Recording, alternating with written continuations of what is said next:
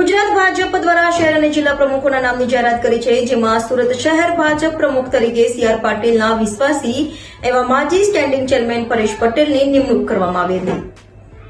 ગુજરાતમાં સ્થાનિક સ્વરાજ્યની ચૂંટણીમાં ભાજપની જીત થઈ હતી. જૂનાગઢ મહાનગરપાલિકા તેમજ 66 નગરપાલિકા પ્રમુખ ઉપપ્રમુખની વરણી બાદ હવે જિલ્લા શહેર પ્રમુખોના નામની જાહેરાત કરાઈ છે. ભાજપે 8 શહેર અને 33 જિલ્લાના નવા જિલ્લા પ્રમુખોના નામની જાહેરાત કરી છે, જેમાં સુરત શહેર અને જિલ્લા ભાજપ પ્રમુખના નામોની પણ જાહેરાત કરાઈ છે. સુરત શહેર ભાજપ પ્રમુખ તરીકે ગુજરાત ભાજપના પ્રદેશ પ્રમુખ અને કેન્દ્રીય જળશક્તિ મંત્રી શ્રી સી.આર. પાટીલના ખાસ એવા વિશ્વાસુ પરેશ પટેલની પસંદગી કરાઈ છે. પરેશ પટેલ સુરત મહાનગરપાલિકાના સ્ટેન્ડિંગ સમિતિના ચેરમેન રહી ચૂક્યા છે, સાથે ચેમ્બર્સ ઓફ કોમર્સના પ્રમુખ પણ રહી ચૂક્યા છે. પરેશ પટેલની સુરત ભાજપ પ્રમુખ તરીકે જાહેરાત થતાં જ મેયર સહિતના પદાધિકારીઓ અને કાર્યકરોએ તેમની શુભેચ્છાનો વરસાદ કર્યો હતો. સુરત મહાનગરપાલિકા અને સુરત શહેરના અધ્યક્ષ તરીકેની વરણી આજે મારી થઈ છે.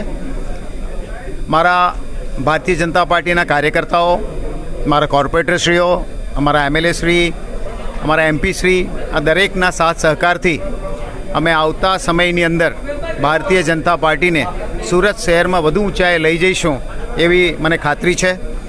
આવતા વર્ષોમાં, આવતા 9 મહિનાની અંદર જ મહાનગરપાલિકાની ચૂંટણી આવી રહી છે. એ ચૂંટણીની તૈયારીઓમાં અમે તરત જ લાગી જઈશું.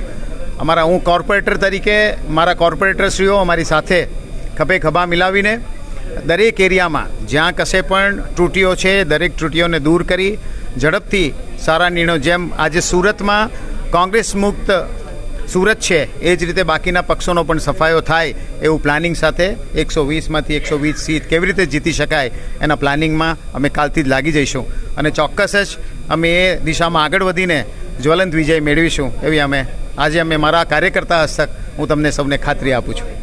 આભાર. ચાલો રમેશભાઈ આવી જાઓ.